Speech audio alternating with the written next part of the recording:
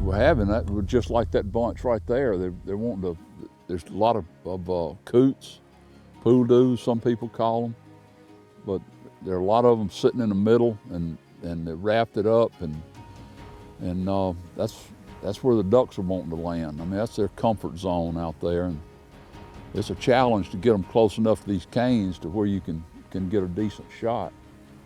Some days it's a lot better than others, and you really need the sun at your back so that they're looking into the sun, you know, and it's reflecting off your decoys, but they're looking into the sun and can't see you. We're as covered up as we are to the ducks. We're fairly open, and it makes for a challenging situation, to say the least. When it comes to calling, a lot of times less is better than more.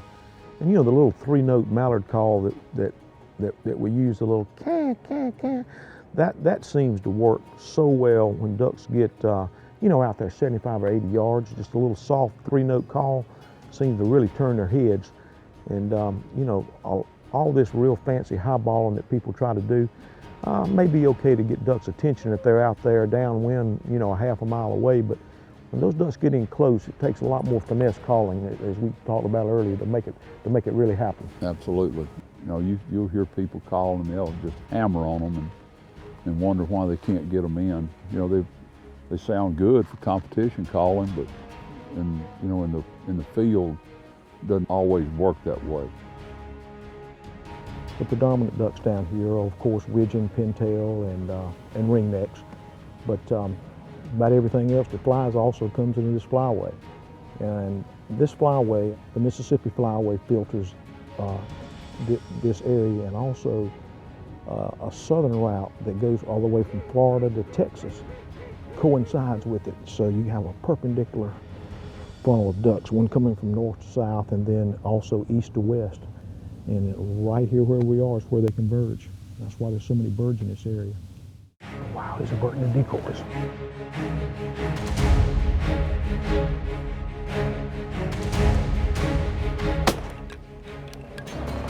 Trouble!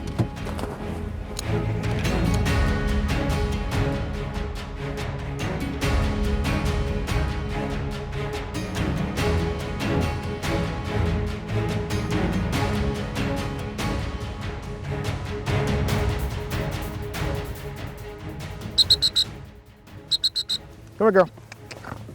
Good girl. Good girl. Oh. Good job.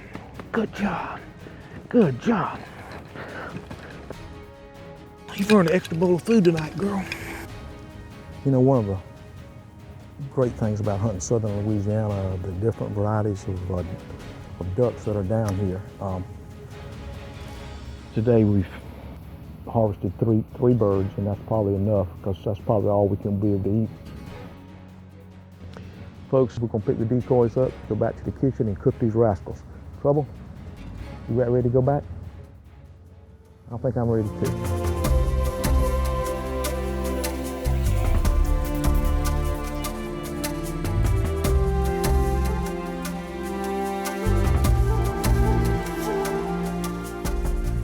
Today we were fortunate enough to be able to hunt with a couple of hand-carved decoys, but back in the old days, this one, by the way, was hand-carved in the 1930s, and it's a pintail drake. But before this one was carved, they used to use nothing but solid blocks of wood. They'd paint them black, and then they evolved from what you see here. This was made in the Chesapeake Bay. It was hand-carved, and it was done in the 30s. And then it evolved to the 1950s. You see, they put a little more detail in it, put a few more lines, better paint job, and it looked a lot more realistic. And then today, technology has evolved where they make them out of plastic and put them on computers, and they even have every little feather. So gives you an idea of how decoys have evolved. And it's kind of special, though, to be able to hunt and try to attract ducks with these antique decoys. And I've even seen People use drink bottles, put a top on them, paint them black, and wrap a rope around them and throw them out. From a distance, they look like ducks. But the more detail, the better, and you can see how they've evolved over the years.